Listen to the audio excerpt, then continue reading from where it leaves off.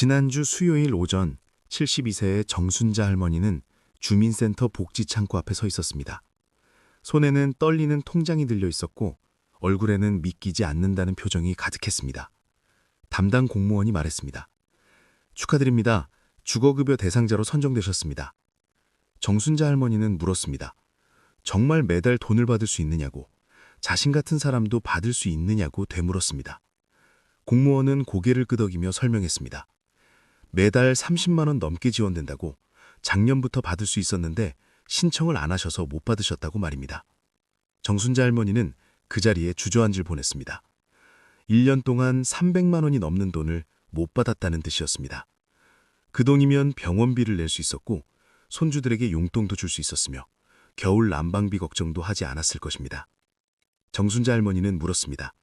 왜 아무도 알려주지 않았느냐고, 왜 자신은 몰랐느냐고 말입니다. 공무원은 안타까운 표정으로 대답했습니다. 본인이 신청해야 하는 제도라고, 홍보를 해도 모르시는 분들이 많다고 설명했습니다. 그날 정순자 할머니는 경로당에 가서 친구들에게 물었습니다. 주거급여를 받고 있느냐고 말입니다. 10명 중 7명이 모른다고 대답했습니다. 받을 수 있는데도 신청을 안 해서 못 받고 있었던 것입니다. 여러분은 혹시 주거급여를 받고 계신가요? 아니면 받을 수 있는지조차 모르고 계신가요? 오늘 이 이야기를 끝까지 들으신다면 여러분이 받을 수 있는 지원금을 찾을 수 있을 것입니다. 첫 번째 장, 모르면 손해보는 제도. 68세의 박영수 씨는 작년까지 주거급여가 무엇인지도 몰랐습니다.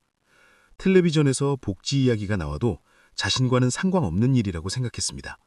집도 있고 연금도 받고 있으니 해당 안 될 거라고 여겼습니다. 그런데 어느 날 이웃 할머니가 말했습니다. 주거급여를 받고 있다고, 매달 돈이 들어온다고 말입니다. 박영수 씨는 놀랐습니다. 그 할머니는 자신보다 형편이 나아 보였고 집도 있었으며 자녀들도 잘 살고 있었습니다. 박영수 씨는 주민센터를 찾아갔습니다. 담당자에게 물어봤습니다. 자신도 받을 수 있느냐고 말입니다. 담당자는 몇 가지를 물어봤습니다. 소득이 얼마인지, 재산이 얼마인지, 가족 구성은 어떻게 되는지 확인했습니다. 계산 결과 박영수 씨도 대상자였습니다. 국민연금과 기초연금을 합쳐도 기준 이하였고 집은 있지만 재산 기준도 충족했으며 혼자 사는 단독가구라서 조건에 맞았습니다. 박영수 씨는 신청했습니다. 일주일 후 승인이 났고 그 다음 달부터 매달 35만 원씩 통장에 들어오기 시작했습니다. 박영수 씨는 후회했습니다. 왜 진작 알아보지 않았을까? 몇 년을 손해봤을까? 하고 말입니다. 마이크로 후팅. 박영수 씨가 받는 주거급여는 정확히 무엇일까요? 이것은 국가에서 저소득층의 주거 안정을 위해 지원하는 제도입니다. 임대료를 내는 사람에게는 월세를 지원하고 자가 소유자에게는 집 수리비를 지원합니다. 많은 분들이 오해합니다.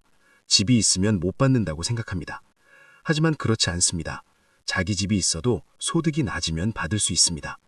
다만 월세 지원 대신 주택 수선 지원을 받게 됩니다. 또 다른 오해는 자녀가 있으면 안 된다고 생각하는 것입니다.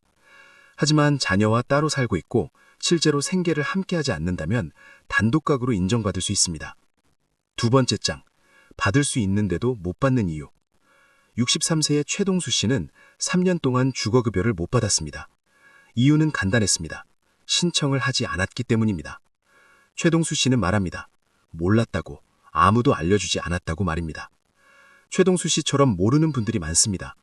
통계를 보면 받을 수 있는 사람 중 절반 정도만 실제로 받고 있습니다.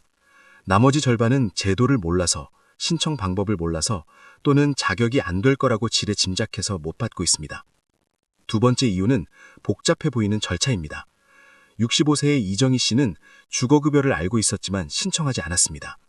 서류가 복잡할 것 같았고 증명할 게 많을 것 같았으며 여러 번 방문해야 할 것 같아서 엄두가 나지 않았습니다. 하지만 막상 신청해보니 생각보다 간단했습니다. 주민센터에 한 번만 가면 되었고 담당자가 친절하게 안내해줬으며 필요한 서류도 몇 장 되지 않았습니다. 이정희 씨는 말합니다. 진작할 걸 그랬대고 왜 혼자 어렵게 생각했을까 하고 말입니다. 갈등의 시작. 세 번째 이유는 자존심입니다. 70세의 한미란 씨는 주거급여를 받지 않았습니다. 받을 수 있다는 걸 알았지만 신청하지 않았습니다. 이유를 물으니 한미란 씨는 조용히 대답했습니다. 복지 혜택을 받는 게 창피하다고, 남들이 뭐라고 할까봐 두렵다고, 평생 성실하게 살아왔는데 노년에 나랏돈을 받는다는 게 자존심이 상한다고 했습니다. 한미란 씨의 딸이 설득했습니다. 이건 시혜가 아니라 권리라고, 평생 세금 내고 살았으니 당연히 받을 자격이 있다고 말입니다. 국가가 국민을 위해 만든 제도인데 왜 부끄러워하느냐고 설명했습니다. 하지만 한미란 씨는 쉽게 마음을 바꾸지 못했습니다. 이웃들이 알면 어쩌나, 자녀들이 효도를 안 한다고 생각하면 어쩌나, 그런 걱정이 앞섰습니다. 즉각적인 반응. 그러던 어느 날 한미란 씨는 병원에 갔습니다. 무릎이 아파서 치료를 받아야 했는데 병원비가 부담스러웠습니다. 의사는 수술을 권했지만 한미란 씨는 비용 때문에 망설였습니다. 그때 딸이 다시 말했습니다. 주거급여를 받으면 그 돈으로 병원비를 낼 수 있다고, 건강이 자존심보다 중요하다고 설득했습니다. 한미란 씨는 결국 마음을 바꿨습니다. 주민센터를 찾아가 신청했고 2주일 후 승인이 났습니다. 첫 달 지원금을 받았을 때 한미란 씨는 눈물을 흘렸습니다. 부끄러워서가 아니라 감사해서였습니다. 그 돈으로 병원비를 내고 남은 돈으로 손주에게 선물도 사줄 수 있었습니다. 한미란 씨는 깨달았습니다. 자존심 때문에 건강을 포기하는 게 더 어리석다는 것을, 국가의 도움을 받는 게 부끄러운 일이 아니라는 것을 말입니다. 세 번째 장, 신청 자격 확인하기. 그렇다면 누가 주거급여를 받을 수 있을까요? 가장 중요한 기준은 소득입니다. 중위소득 일정 비율 이하여야 합니다. 단독가구의 경우 중위소득 기준으로 계산했을 때 해당 범위 안에 들어야 합니다. 67세의 정수미 씨는 국민연금으로 한 달에 60만 원을 받습니다. 여기에 기초연금 30만 원을 더하면 총 90만 원입니다. 이 정도면 주거급여 대상자가 될 수 있습니다. 재산도 확인합니다. 하지만 재산 기준은 생각보다 널널합니다. 집 한 채 정도는 있어도 됩니다. 실제로 살고 있는 집은 재산 산정에서 일부만 반영되기 때문입니다. 68세의 송기철 씨는 시가 2억 원 정도 되는 아파트에 살고 있습니다. 처음에는 집이 있으니 안 될 거라고 생각했습니다. 하지만 주민센터에서 확인해보니 재산 기준을 충족했습니다. 주택가격의 일부만 재산으로 계산되었고 소득이 낮아서 대상자가 되었습니다.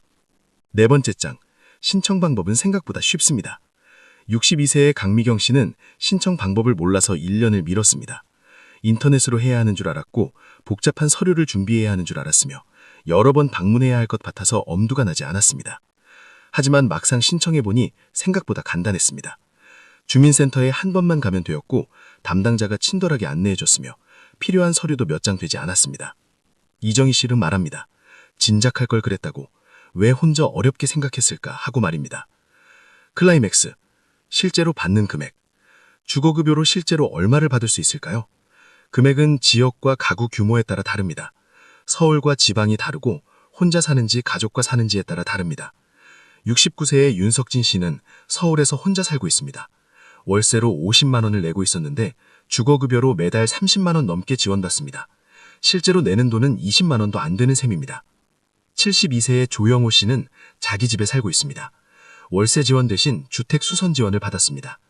지붕이 새고 벽지가 낡았는데 주거급여로 수리를 할 수 있었습니다. 최대 1,000만 원까지 지원받을 수 있다고 했습니다. 66세의 한복순 씨는 경기도에서 혼자 살고 있습니다. 매달 25만 원 정도를 받고 있습니다. 큰 돈은 아니지만 한복순 씨에게는 큰 도움이 됩니다. 그 돈으로 전기세와 가스비를 내고 남은 돈으로 반찬을 삽니다. 다섯 번째 장, 함께 받을 수 있는 다른 지원. 주거급여를 받으면 다른 복지 혜택도 함께 받을 수 있습니다. 64세의 정태수 씨는 주거급여를 신청하러 갔다가 다른 지원도 받을 수 있다는 걸 알게 되었습니다. 담당자가 알려줬습니다. 기초연금을 받고 있는지, 에너지 바우처는 신청했는지, 통신비 감면은 받고 있는지 물어봤습니다. 정태수 씨는 주거급여 외에는 아무것도 몰랐습니다. 담당자는 친절하게 안내했습니다. 기초연금은 이미 받고 있으니 에너지 바우처와 통신비 감면을 추가로 신청할 수 있다고 설명했습니다. 그 자리에서 함께 신청했습니다. 한 달 후 정태수 씨는 세 가지 지원을 모두 받게 되었습니다. 주거급여로 30만 원, 에너지 바우처로 10만 원, 통신비 감면으로 1만 원 정도가 절약되었습니다. 합치면 한 달에 40만 원이 넘는 지원이었습니다. 여섯 번째 장, 이웃에게 알려주세요. 정순자 할머니는 주거급여를 받기 시작한 후 경로당 친구들에게 알려줬습니다. 10명 중 7명이 몰랐고 그중 5명이 대상자였습니다. 정순자 할머니는 친구들을 데리고 주민센터에 갔습니다. 함께 신청했고 모두 승인을 받았습니다.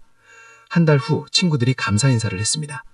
정순자 할머니 덕분에 매달 돈을 받게 되었다고 말입니다. 정순자 할머니는 뿌듯했습니다. 자신도 도움을 받고 친구들도 도와줄 수 있어서 기뻤습니다. 이제 정순자 할머니는 새로운 사람을 만나면 꼭 물어봅니다. 주거급여 받고 있느냐고, 모르면 알려주고 신청 도와주겠다고 말입니다. 7번째 장, 거절당했다고 포기하지 마세요. 67세의 이경숙 씨는 작년에 신청했다가 거절당했습니다.